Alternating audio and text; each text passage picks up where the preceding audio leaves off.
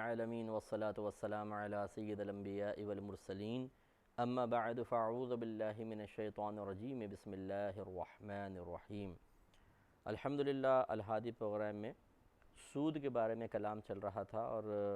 ویسے تو ہم قرآن سے ہی بیان کرتے ہیں، آپ کو معلوم ہے اس میں، لیکن کچھ حدیثیں میں نے سوچا کہ سود سے متعلق آپ کی خدمت میں ذکر کر دی جائیں۔ تو پچھلے ہم 2 پروگرام سے ان حدیثوں پہ ہی کلام کر رہے تھے، تو آج بھی انشاءاللہ یہ اس سود کے بارے میں کچھ احادیث ذکر کی جائیں گے۔ پچھلے پروگرام میں آپ کو میں نے بتایا تھا، نبی کریم صلی اللہ علیہ وسلم نے ارشاد فرمایا کہ جو شخص جان بوجھ کر، یہ سرکار نے کنڈیشن لگائی ہے کہ جو شخص جان بوجھ کر سود کا 1 درہم کھائے تو 36 دفعہ زنا کرنے سے زیادہ سخت ہے۔ تو جان بوجھ کر یعنی وہ جانتا ہے کہ میں سود کھا رہا ہوں، پھر بھی ایسا کرے تو پھر وہ زیادہ وعید کا شکار ہوگا۔ تو 3 چیزیں ہوتی ہیں، ایک تو یہ کہ جان بوجھ کر کھا رہا ہے، ایک یہ ہے کہ جہالت میں کھا رہا ہے، اسے پتہ ہی نہیں ہے بالکل،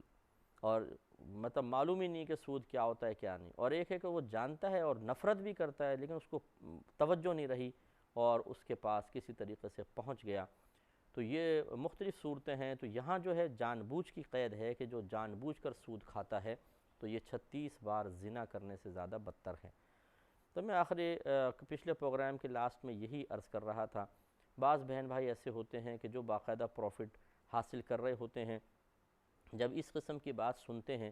تو ان کی مومنانہ جو ایک صفت ہے اندر، ایمان ہے، وہ تھوڑا سا جھنجھوڑتا ہے، اور نفس و شیطان کو فوراً تکلیف ہوتی ہے کہ یہ کیا کر رہا ہے، اگر یہ مان جائیں گے، سن لیں گے تو سود چھوڑ دیں گے، اور اس طریقے سے جو ہم ان کو جہنم کے راستے کی طرف لے جا رہے ہیں یہ اس سے رک جائے گا۔ تو وہ پھر ہمارے قلب میں بے چینی پیدا کرتا ہے، بے قراری، ناپسندیدگی پیدا کرتا ہے۔ ہم سمجھتے ہیں کہ یہ میں خود بول رہا ہوں، حالانکہ وہ خود نہیں بول رہا ہوتا بلکہ اس کا نفس اس سے بلوا رہا ہوتا ہے۔ تو پھر بعض لوگ اس طرح کہتے ہیں کہ یار یہ تو بولتے رہتے ہیں مولوی حضرات، یار ان کے ہماری جیسی مجبوری ان کے ساتھ ہو نا پھر پتہ چلے، یہ تو کہہ دینا بڑا آسان ہے، ان لوگوں کے پاس تو بڑا پیسہ ہوگا اس لیے ایسی باتیں کرتے ہیں، بھئی ہم تو مجبور لوگ ہیں، کیا کریں جی۔ تو اس طریقے سے آدمی غصے میں آ جاتا ہے، بعض اوقات جھنجھلا جاتا ہے، ناپسندیدگی کا اظہار کرتا ہے، بیزاریت کا اظہار کرتا ہے، یا لاچاری اور بے بسی ظاہر کر کے اپنے آپ کو مجبور ذکر کرنے لگ جاتا ہے، لیکن سود سے نہیں بچتا۔ تو اس لیے ہمارا کام تو دیکھیں، میں خود مطلب میں نہیں کہتا ہوں کہ میں کوئی بہت ہی تنگ دست ہوں، نہ یہ ہے کہ میرے پاس بہت زیادہ ہے، جتنا اللہ تعالیٰ نے دیا ہے ہم اس پہ بالکل دل سے راضی ہیں اور قناعت پسندی کے ساتھ ہم کرتے ہیں۔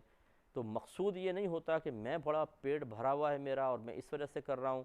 یا مجھے نہیں مل رہا اس لیے میں چاہتا ہوں دوسروں کو بھی نہ ملے، یہ سوچیں نہیں بنانی چاہیے۔ اگر ایک شخص کسی بھی نیت سے آپ سے بات کہہ رہا ہے لیکن صحیح بات کہہ رہا ہے، اس کی نیت کو ٹٹولنے کے بجائے، اس کے اعمال و افعال کی تحقیق کرنے کے بجائے یہ سوچیں جو کہہ رہا ہے مجھے اس پہ غور کر کے اپنا محاسبہ کر کے اپنی آخرت کو بہتر سے بہتر بنانا چاہیے۔ لہٰذا یہ نہ سوچیں میں کیوں کہہ رہا ہوں کیوں نہیں، میرا تو مقصود الحمدللہ یہی ہے کہ اللہ تعالیٰ نے ہمیں ایک منصب دیا ہے کہ لوگوں میں شعور بیدار کریں، تو ہم آپ کی خدمت میں پیش کر دیتے ہیں۔ اس میں کوئی ہمارا قصور نہیں ہے، یہ میں اپنے پاس سے چیزیں بنا کر لے کر نہیں آیا ہوں، بلکہ اللہ تبارک و تعالیٰ اور اس کے رسول کریم صلی اللہ علیہ وسلم نے اس امت کے علماء پر ذمہ داری عائد کی ہے کہ وہ نبی کریم صلی اللہ علیہ وسلم کی وراثت کو آگے پہنچاتے رہیں۔ یہ حدیث صحیح کہ العلماء ورثۃ الانبیاء، علماء نبیوں کے وارث ہیں،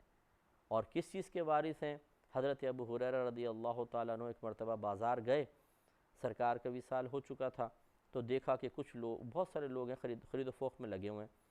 تو آپ نے بلند آواز سے کہا کہ اے لوگو تم یہاں خرید و فروخت میں لگے پڑے ہو، حالانکہ مسجد میں نبی کریم صلی اللہ علیہ وسلم کی میراث تقسیم ہو رہی ہے۔ تو لوگ، میراث تقسیم ہو رہی ہے، تو بھاگے سارے لوگ، بہت سارے لوگ بھاگے، مسجد میں پہنچے تو دیکھا کہ ایک حلقہ علم لگا ہوا ہے اور ایک صحابی درس قرآن یا درس حدیث دے رہے ہیں۔ تو لوگوں نے کہا کہ ابو ہریرہ کہاں ہے وہ نبی کریم صلی اللہ علیہ وسلم کی میراث؟ تو آپ نے فرمایا کہ یہ نہیں دیکھ رہے، یہ علم جو عام کیا جا رہا ہے یہ ہے نبی کریم صلی اللہ علیہ وسلم کی میراث۔ تو اب جب وراثت ہم تک پہنچی اور حکم یہ ہے کہ یہ اپنے پاس نہیں رکھنی، اس وراثت کو دوسروں تک پہنچاؤ، تو بھئی ہمیں تو کرنا ہی پڑے گا، اس لیے ناراض نہ ہوں، برا نہ مانیں۔ مجھے پتہ ہے، میں اس بات کو جانتا ہوں کہ جب ایک شخص پرسکون سی، بظاہر پرسکون زندگی گزار رہا ہے جو حقیقتاً پرسکون نہیں ہے، بلکہ یوں سمجھ لیں کہ ایک دریا کے اندر بہت زیادہ مگرمچھ ہوں اور نیچے بیٹھے ہوئے ہوں، اور وہ ایک کشتی اوپر سے جب گزرتی ہے تو انتظار کرتے ہیں کہ تھوڑا سا آگے نکل جائے، گہرے پانی میں آ جائے تو اچانک حملہ کر کے اس کو چیر پھاڑ کے کھائیں۔ تو جو اس کشتی میں اوپر سے بیٹھ کے جا رہا ہے، جس کو نہیں پتا کہ نیچے مگرمچھ ہے، وہ بڑے پرسکون جائے گا، بڑا مزہ آ رہا ہے جی کشتی کے اندر انجوائے کرتا ہوا، لیکن ذرا گہرے پانی تک تو پہنچے، پھر دیکھیں کہ مگرمچھ اس کے ساتھ کیا کرتے ہیں۔ تو ایسے ہی معاملہ سود کا بھی ہے۔ جو یہ سمجھتے ہیں کہ سودی معاملہ کر کے ہم بڑی سکون سے زندگی گزار رہے ہیں، بچوں کی پڑھائی بھی بہت اچھی ہو رہی ہے اور بزنس بھی ہمارا چل رہا ہے، یہ ہے وہ ہے، اور کوئی ہمیں پریشانی نہیں ہے، یہ آپ کو شیطان اور نفس ایک آہستہ آہستہ ایک سمجھ لیں ایک ایسے مقام تک لے جانا چاہتے ہیں اس غفلت کے ساتھ کہ جہاں پر جانے کے بعد پھر آپ ہوشیار نہ ہو سکیں، بلکہ آپ کو پکڑ لیا جائے، اور وہ ہے موت۔ انسان اپنی دنیا کو ہی جنت بنانے کے چکر میں جائز و ناجائز کی تمیز بھلا کر جب خراب قسم کے کاموں میں مشغول ہو جاتا ہے اور اللہ تبارک و تعالیٰ کی رحمت بھی پیچھے ہٹ جائے، تائید غیبی، کیونکہ کوئی حرام میں لگا رہے اور اللہ کی طرف سے گرفت نہ ہو، اس کو تنبیہ نہ کی جائے، اس کے ساتھ کوئی برا معاملہ نہ ہو، تو یہ سمجھ لیں اللہ کی رحمت نہیں ہے، یہ بلکہ اللہ تبارک و تعالیٰ کا قہر ہے اس شخص کے اوپر جو نازل ہو رہا ہے۔ کیونکہ اگر بالفرض سود کو کھاتا اور بیماریاں آ جاتی گھر میں، بچہ مر جاتا اور پرابلم ہو جاتی، تو آدمی ڈر جاتا کہ یار میں سود کھا رہا ہوں نا، اس کا نتیجہ ہے۔ تو کئی لوگ ایسے ہیں جو ڈر کے پیچھے ہٹے بھی ہیں، لیکن جس کو ایسا کچھ نہیں ہو رہا وہ کہے گا یار کچھ بھی نہیں ہو رہا، یہ تو بہت اچھا ہے، بس صحیح میں صحیح کر رہا ہوں، اس کے لیے قہر ہے۔ اور پھر جب آنکھ کھلے گی تو پھر کچھ بھی نہیں ہو سکتا کہ آدمی مر کے قبر میں پہنچے گا۔ اب جن بچوں کے لیے، جس بیوی کے لیے سودی معاملے کر کے ان کی زندگی کو پرآسائش بنایا تھا، وہ اب بھی اس حرام پر عیش کر رہے ہوں گے، اور یہ شخص بیچارہ پھنسا ہوا ہوگا۔ اسی لیے میرے آقا صلی اللہ علیہ وسلم نے ارشاد فرمایا کہ جو گوشت حرام سے پیدا ہوا وہ جہنم کے زیادہ نزدیک ہے، یعنی وہ جہنم میں جائے گا جو گوشت حرام سے پلا بڑھا، اس میں توجہ کرنی چاہیے۔ ایک اور روایت ہے، اس میں بھی مذمت بیان فرمائی، حضرت ابو ہریرہ رضی اللہ تعالیٰ عنہ اس کے راوی ہیں کہ نبی کریم صلی اللہ علیہ وسلم نے فرمایا کہ سود کے 70 اجزاء ہیں، جن میں سب سے ادنا ایسا ہے جیسے کوئی اپنی والدہ سے نکاح کر لے۔ یعنی سود کی مذمتیں بہت ساری ہیں، اس میں 70 برائیاں ہیں سمجھ لیجئے، جس میں ایک ادنا ترین برائی یہ ہے جیسے کوئی اپنی والدہ کے ساتھ نکاح کر کے زنا کرے۔ تو یہ جتنی بری چیز ہے، سود کا سب سے کم ترین جو برائی مذمت ہے وہ اس کے برابر ہے۔ اب اس کے اوپر آپ دیکھ لیجئے کہ کس قدر برائی زیادہ ہوگی، 70 درجے اوپر جائیں تو پھر کیا ہوگا۔ تو اس لیے جو بھائی بہن سود آرام سے بیٹھ کے کھا رہے ہیں وہ تھوڑا سا اللہ کا خوف دل میں پیدا کریں۔ نبی کریم صلی اللہ علیہ وسلم نے ایک غیبی خبر مزید عطا فرمائی، اس پر بھی ذرا سود لینے دینے والے، جمع کرنے والے توجہ فرمائیں۔ حضرت ابن مسعود رضی اللہ تعالیٰ عنہ سے روایت ہے کہ رسول اللہ صلی اللہ علیہ وسلم نے ارشاد فرمایا کہ سود سے مال چاہے کتنا ہی بڑھے، آخر کار قلت کی طرف ہی جاتا ہے۔ یعنی ایسا ضرور ہوگا کہ اللہ تبارک و تعالیٰ اس کو سود کی مار ایسی مارے گا کہ وہ پھر اس کے پاس وہ مال بھی نہیں رہے گا اور وہ تباہ و برباد ہوگا۔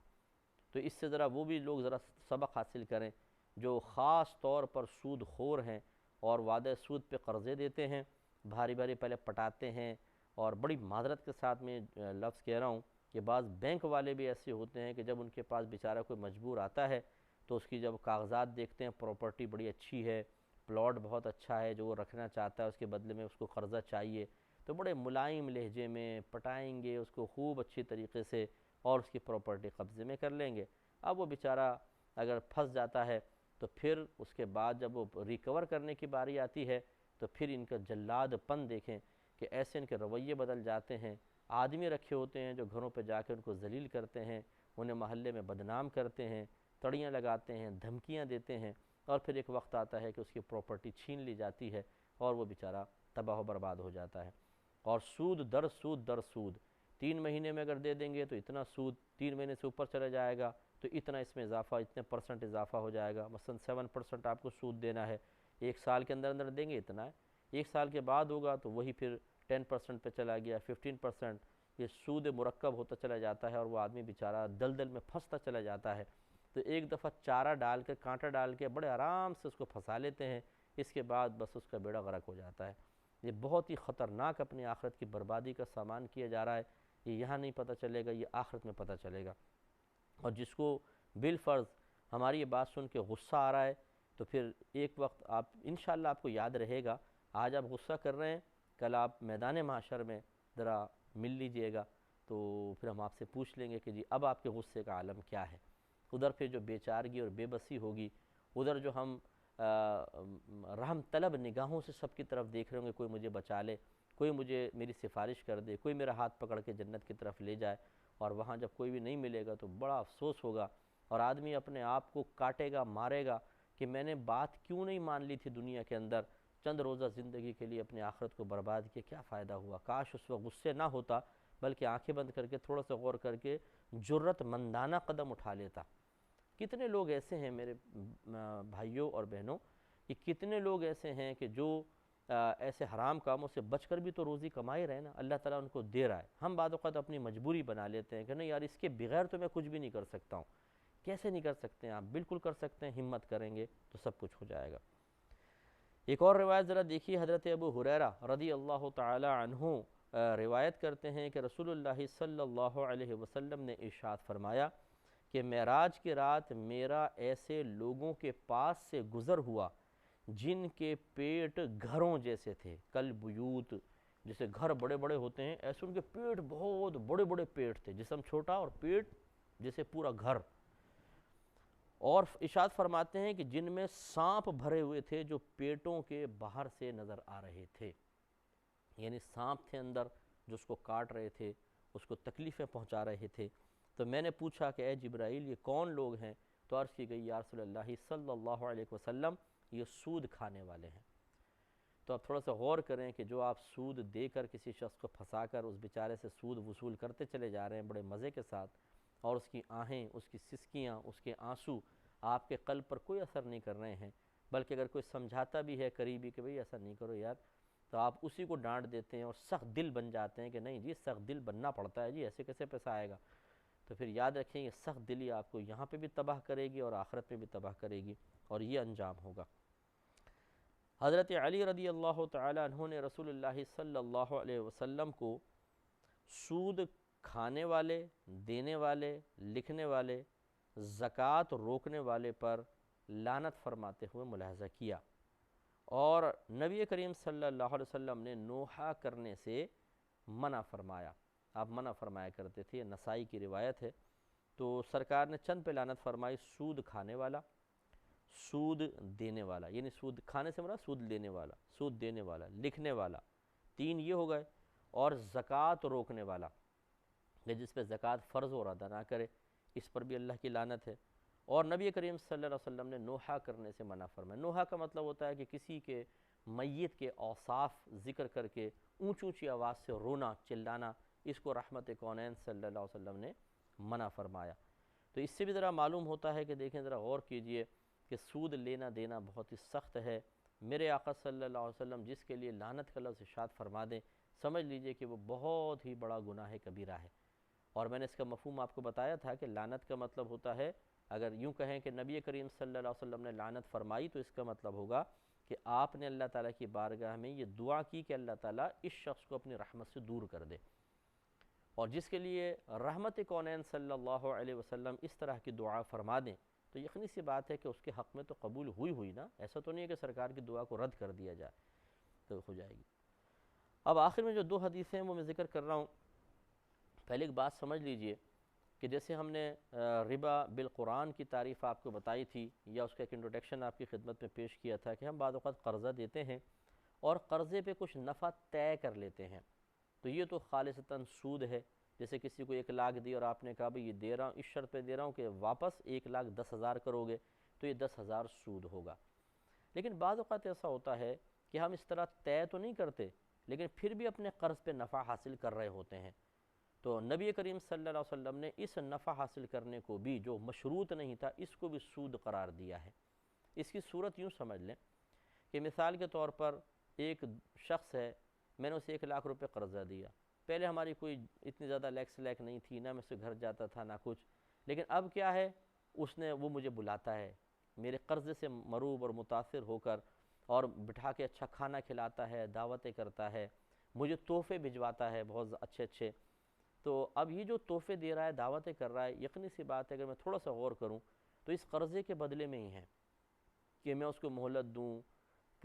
قرضہ مانگنے میں سختی نہ کروں۔ اگر میں نے قرضہ میں سوچوں،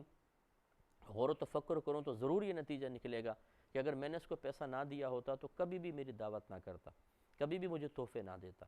بس اچھی طریقے سے یاد رکھیں کہ اگر یہ صورتحال ہو کہ آپ نے کسی رشتہ دار کو، کسی دوست کو کچھ پیسے ویسے دیے ہیں، اور وہ اس پیسے کے بدلے میں یعنی آپ کو محسوس ہو رہا ہے کہ پیسے کے بدلے میں دعوت کر رہا ہے، پیسے کے بدلے میں آپ کو تحفے تحائف کچھ دے رہا ہے، تو کبھی نہ لیجئے گا، کیونکہ یہ سود ہے۔ اور اگر آپ کو اندیشہ ہو کہ میں اگر نہیں لوں گا تو اس کا دل ٹوٹ جائے گا، جیسے بعض ہوتے ہیں، تو پھر آپ یوں کریں، لے کر اتنی ہی مالیت کا اس کو تحفہ دے دیں، تاکہ تحفے کا بدلہ تحفہ ہو جائے اور یہ قرض کا بدلہ نہ قرار پائے یا قرض کا نفع نہ قرار پائے، ورنہ یہ سود ہوگا۔ امام اعظم ابو حنیفہ رضی اللہ تعالیٰ عنہ ایک مرتبہ ایک جنازہ پڑھانے کے لیے گئے، تو دھوپ بہت زیادہ تھی، جنازے میں تھوڑی سی دیر تھی، کسی نے کہا حضور اس دیوار کے سائے میں آ جائیے ذرا، تو آپ نے ارشاد فرمایا کہ نہیں، اس مکان والے نے مجھ سے تھوڑا سا قرضہ لیا ہے، تو ایسا نہ ہو کہ اس کی دیوار کا سایہ لینا یہ سود میں شمار ہو جائے۔ یہ امام اعظم کی احتیاط تھی۔ اور ہمارے ہاں کیا ہوتا ہے کہ ہم اگر کسی کو قرضہ دیتے ہیں تو اس سے گھر جاتے ہیں، اب چاہتے ہیں کہ یہ پہلے تو صرف چائے پیش کرتا تھا، اب بسکٹ بھی پیش کرے اور میری تعظیم کے لیے کھڑا ہو، میری تعریفیں بھی کرے، تحفے تحائف، اگر یہ جیسے کوئی ہمارا مقروض ہے وہ مکہ مدینے سے آیا ہے تو میرے لیے کھجوریں لے کر آئے، زیادہ آب زمزم لے کر آئے، جی پیسہ دیا ہوا ہے، یعنی خود ہم اس سود کو کھانا چاہتے ہیں۔ اس کے بارے میں انشاءاللہ عز و جل نیکسٹ پروگرام میں کچھ حدیثیں بھی عرض کروں گا، اور پھر ہم اس کا خلاصہ بیان کریں گے سود کا، اور اس کو اختتام کی طرف لے کر آئیں گے۔ اللہ تعالیٰ اسے بھی دیکھنے کی توفیق عطا فرمائے، آمین۔ وآخر دعوانا